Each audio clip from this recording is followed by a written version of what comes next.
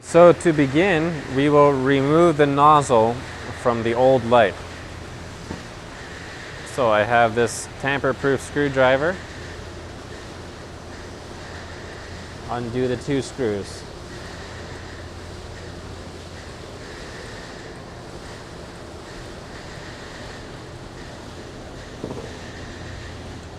Remove the ring.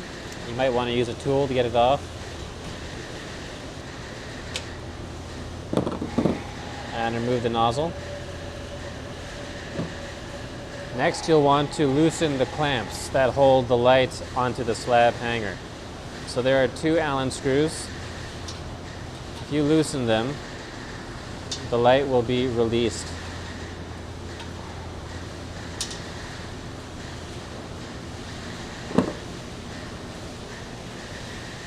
Next, take your special slab hanger tool and lift the unit out. So now we have to undo the electrical connections in the junction box. So to begin, I will open up the junction box with my Allen key. Okay, remove the lid from the junction box, revealing the electrical connections. We will undo them. In the case of crimps, you'll want to cut these off.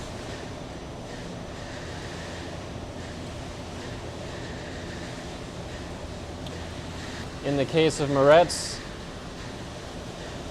unscrew them. Now you can loosen the cord seal.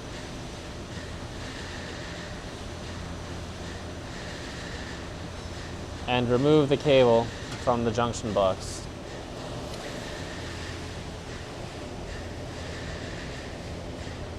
Now we are going to remove the light from the rest of the assembly. So we'll begin by removing the ring. We'll unscrew over here.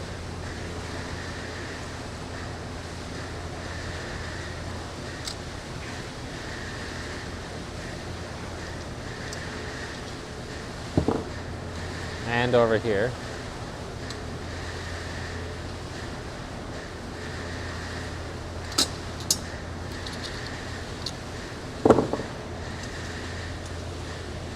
Now we'll want to remove the choreo switch from the light. This can be done by undoing the screw over here.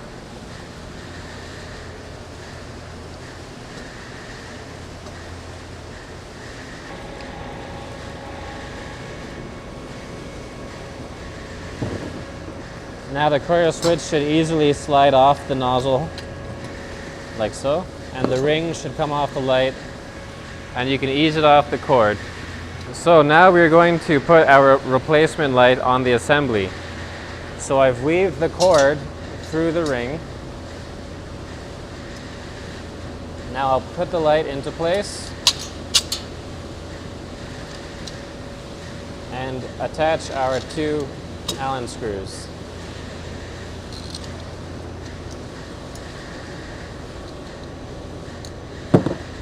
Next, we'll turn this over and reinstall the choreo switch. This bracket lines up with one of the 3 holes, and we place our screw, washer, and lock washer. Okay, we will now install our new light into the junction box. So this is the cord from our light. I've weaved the nut of the cord seal onto it. So we'll just work the wires through the cord seal on the junction box.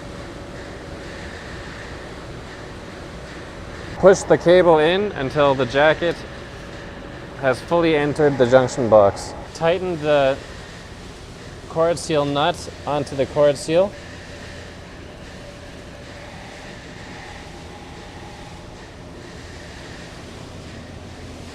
Now we'll want to connect all these wires to the wires that are present in the junction box.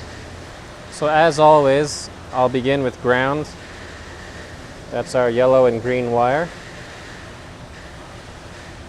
Connect it to the other ground wires which are present with the moret. Next we'll connect our common. Our common wire in this case is gray.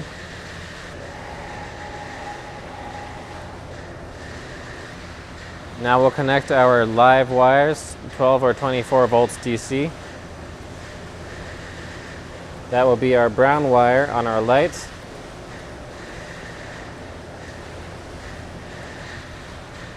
The two remaining wires are for DMX, so we will prepare the Cat 5 wires to be crimped to those two wires. So I'll strip them.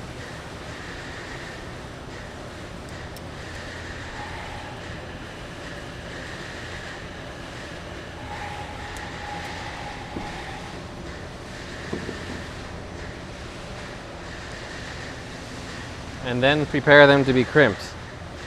Our blue wire is positive DMX. We attach it to the corresponding wire.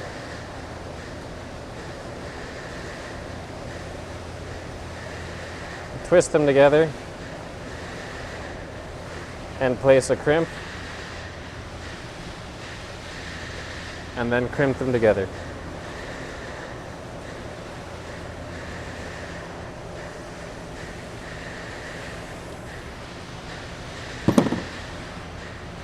Last we have our negative DMX wire, it's black. Again, we twist it to the Cat 5.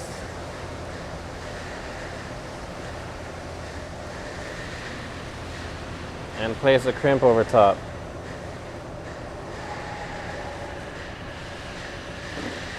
With our crimping tool, we fix them into place. Now we can close up the junction box. So carefully, without undoing your connections, bend your wires back into the interior of the junction box. You'll want to be especially careful with the Cat 5. Before you close the junction box, make sure you pot it for waterproofing purposes. Place the lid over top and screw it into place with an Allen key.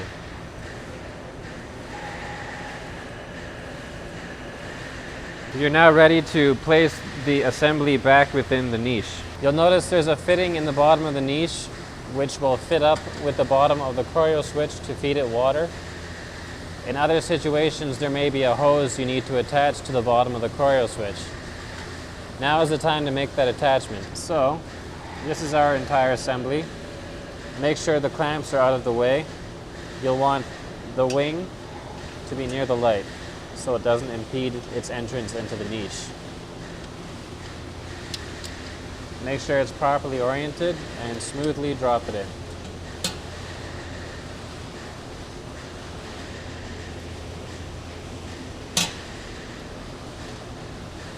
Now you can fix it into place within the niche by tightening the two Allen screws which are attached to the clamps.